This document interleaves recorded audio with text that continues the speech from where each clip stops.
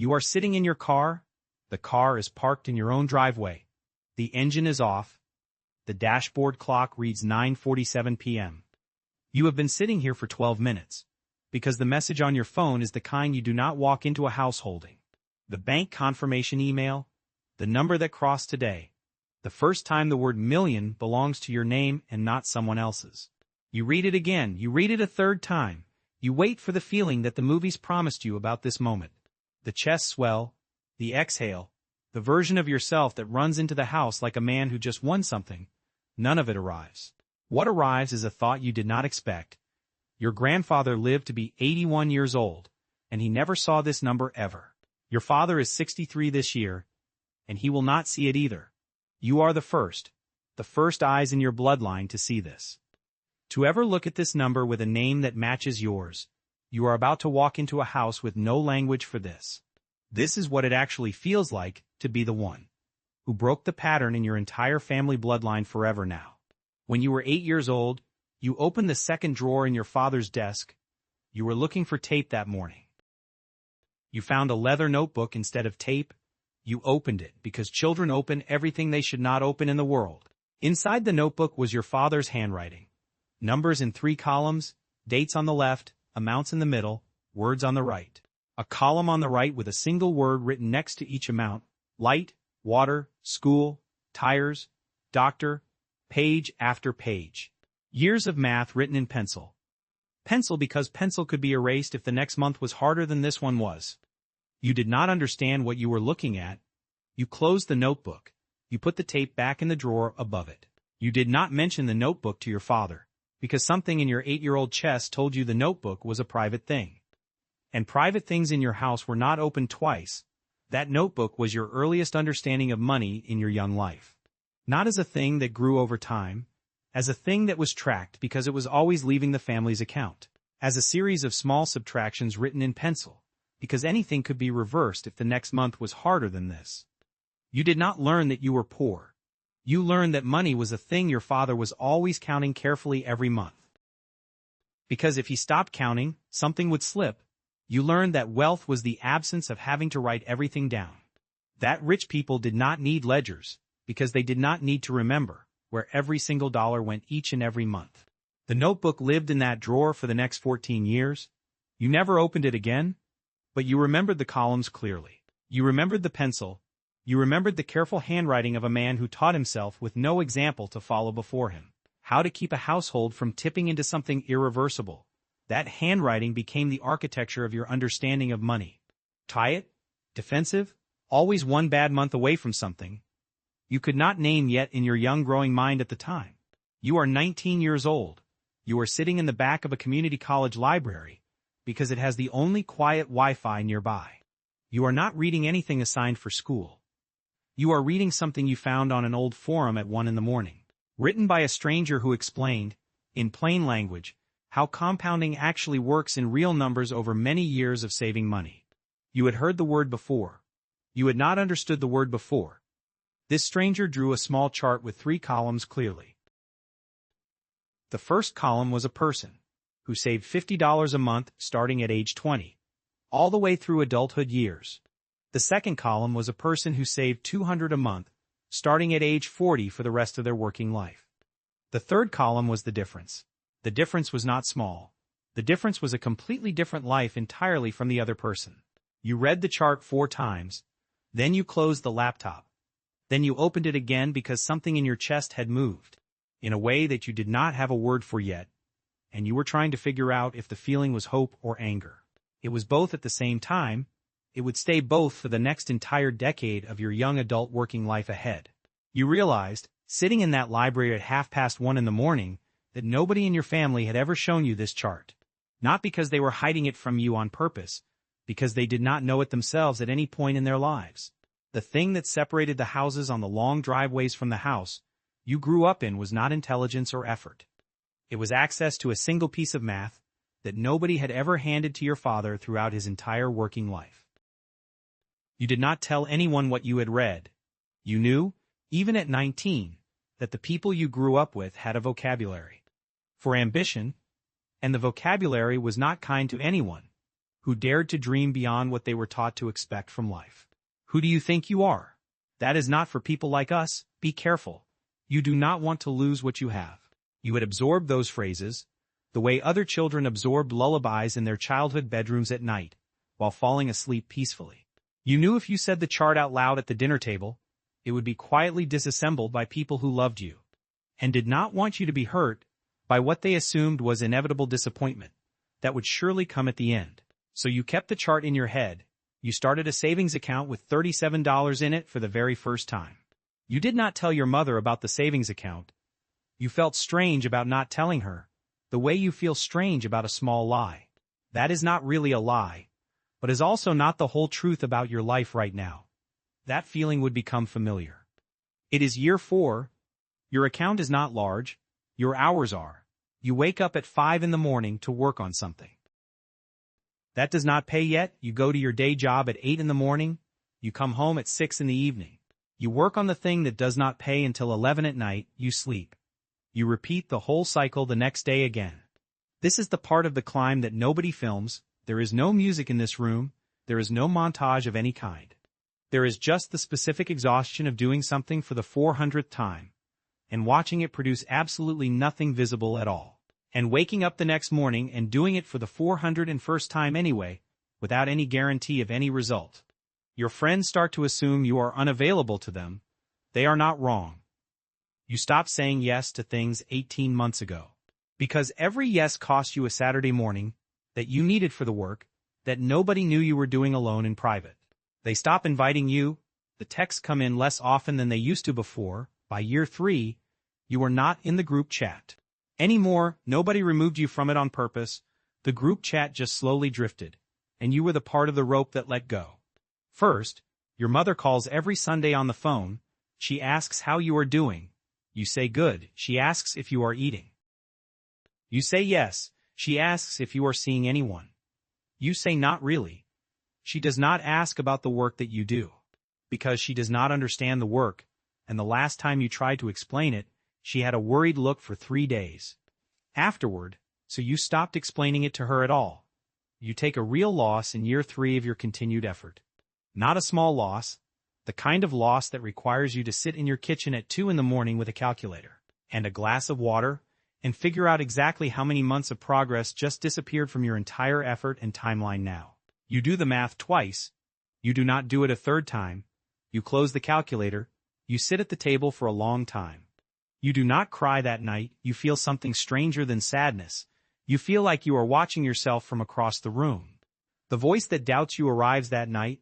It is not loud. It does not need to be loud to do its work on you. It sounds exactly like every adult in your childhood, who quietly suggested that you keep your expectations small in your entire young life. It says, very gently, that nobody from where you started has done what you are trying to do in your entire family history, and that the absence is not random in any way, and the kindest thing you can do is to stop now before the hole gets deeper. You sit with the voice for an hour at the table, then you go to bed. The next morning, you wake up at 5 again. And you start again, not because you are tougher than the voice, because the alternative is going back to where you started. And you are no longer the person who fits in the room you came from in your hometown years ago. You do not say this aloud. You do not have to say it out loud. You feel it every single time you visit home to see your family members. You harden a little inside. You quiet a little inside. You stop sharing the work because every time you share it shrinks in the listener's face. And the shrinking happens inside you too in that exact same moment, when their reaction lands on you. You learn to keep the fire underground inside yourself. You learn to feed it quietly in the dark every single day without anyone seeing. It happens on a Tuesday in October. You open the account the way you have opened it 10,000 times before today. The number on the screen is not enormous. It is not life-changing in any dramatic sense at all today on this Tuesday afternoon. But it is more than your rent. It is more than your rent and your groceries and your phone bill combined all together. It came from something you built with your own hands, not from someone signing a paycheck on the 2nd and the 16th of the month from any employer's bank account. You stare at the number. You wait for the urge to text someone you know. The urge does not come at all. The person you most want to tell is the person who would not understand what the number means. because they have not been inside the 4 years that produced it with you the whole entire time you were grinding alone. Telling them would require unspooling every Saturday morning, every loss, every conversation you stopped having with the people in your old life. You do not have the energy to perform the entire backstory tonight, so you sit with it alone in your apartment quietly. You let the number be real. You feel something change in the room, not in the air around you, but in you internally.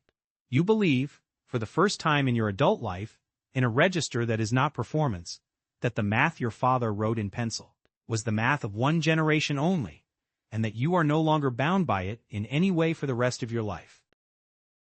What gets harder immediately is the fear of losing what you just gained.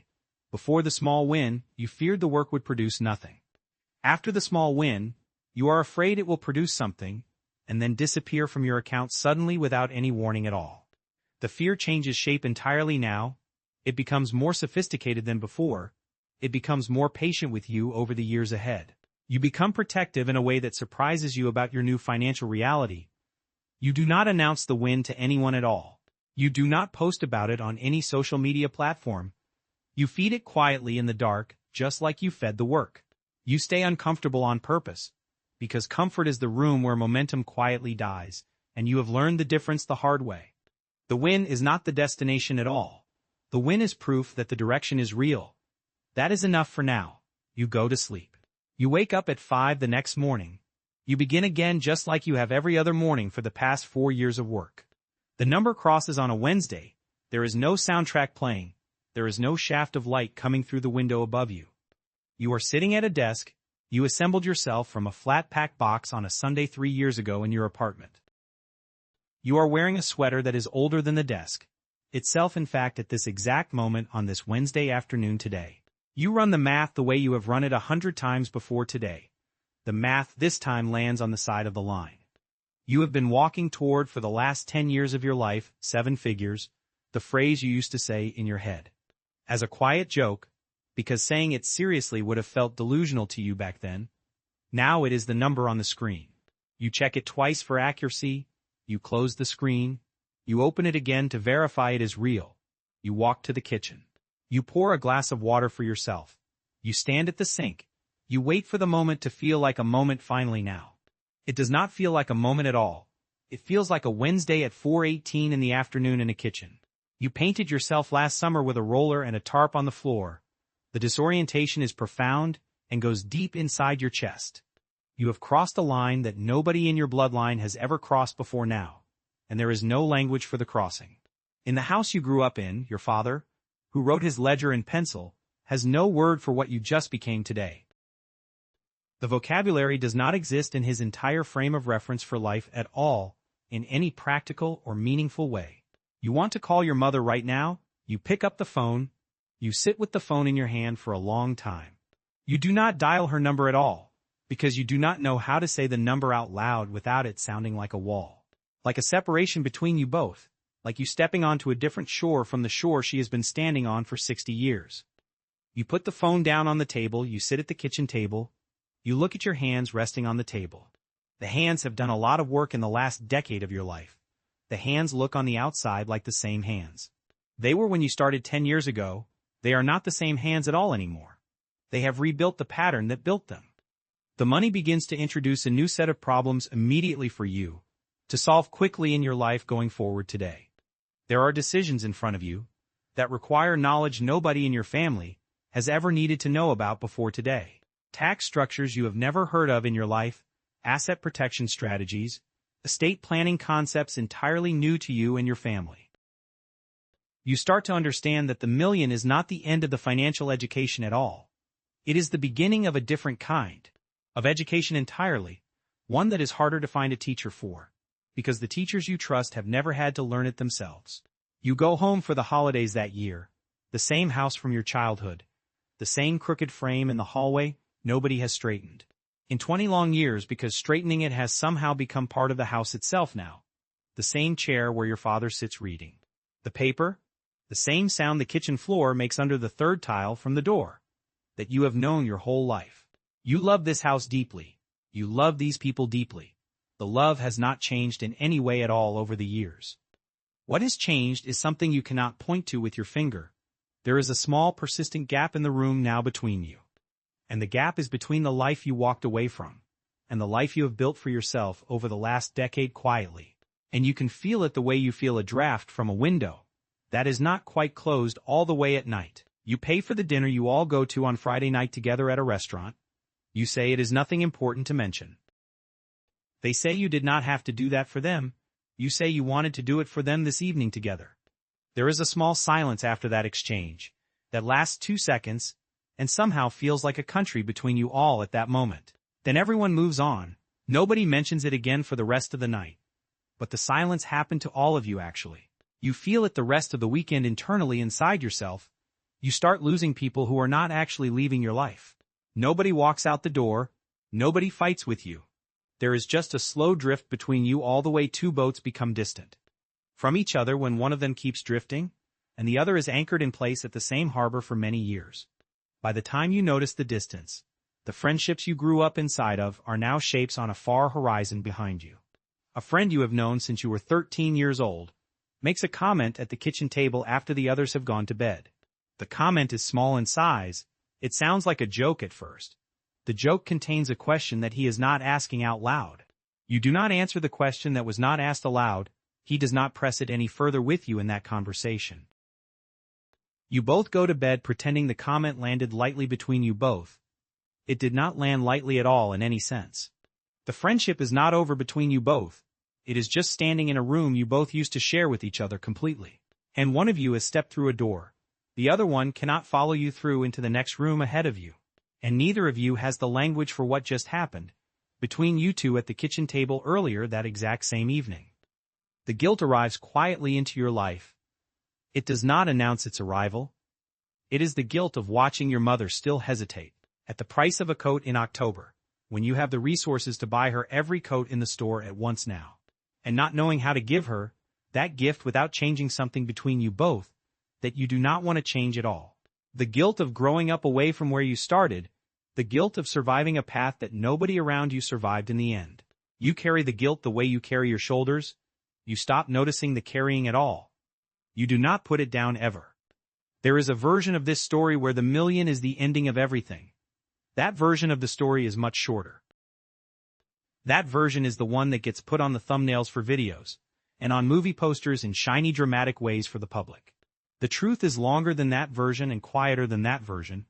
You can sleep through the night now without the low hum of dread that ran beneath every thought for the last 15 years of your entire adult life, leading up to this very moment in time. You can write the check that pays for your father's hip surgery and not check the balance afterward to make sure you can afford it. You can give your mother the kitchen she has wanted since she was 38 years old in her younger years of adult life. These are not small things at all in your life now.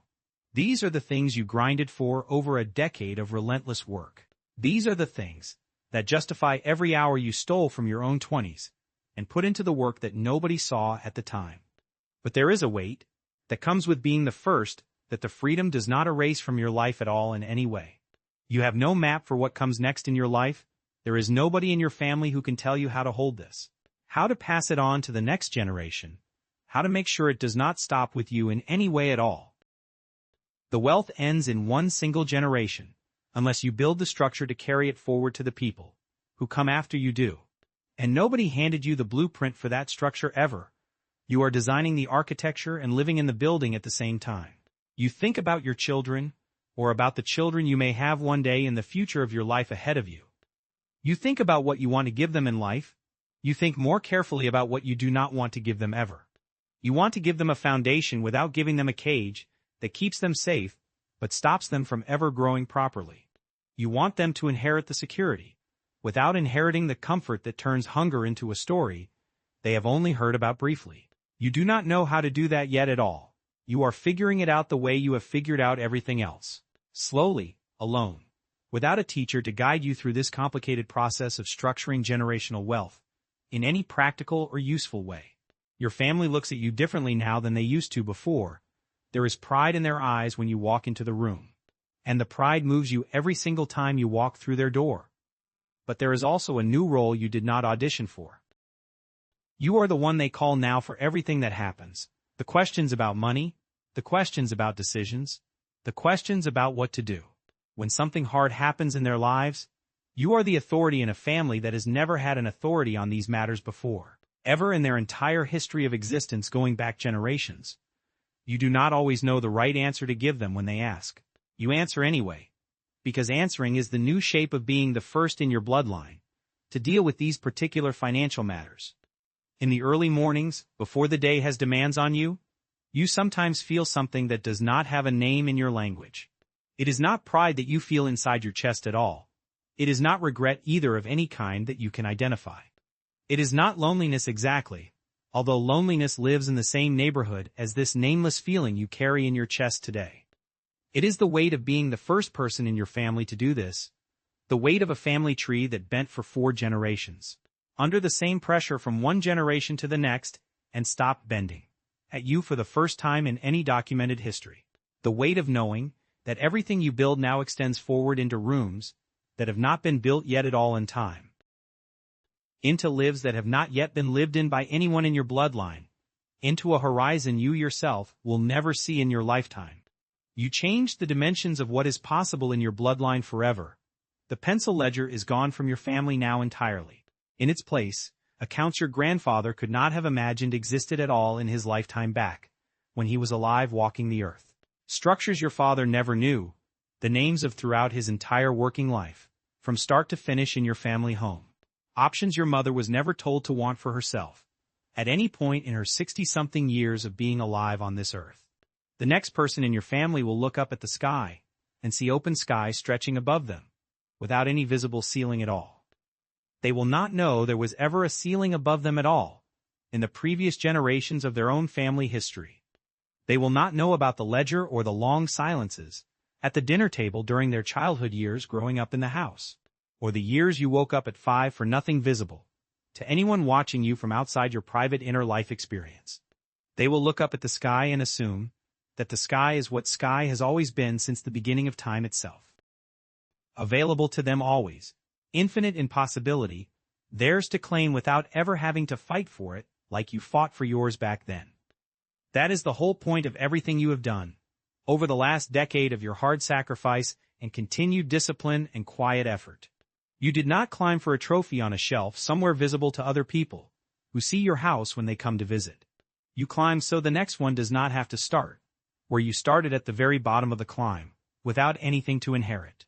That is what generational wealth actually is at its core. It is not a number on a screen. It is a different starting line altogether. You built the new starting line out of a pencil ledger, a community college library, and a decade of mornings nobody was watching. You did not just cross a finish line in the race. You moved one entirely to a different place than it was before. The view from this side is quieter than you imagined it would be back, when you started this journey 10 years ago in the library. Heavier than you imagined it would be, more real than you imagined it would be, and you would not trade it for any version of easier. The next chapter is already starting right now, in this exact moment of your continued life, and the lives of everyone who comes after.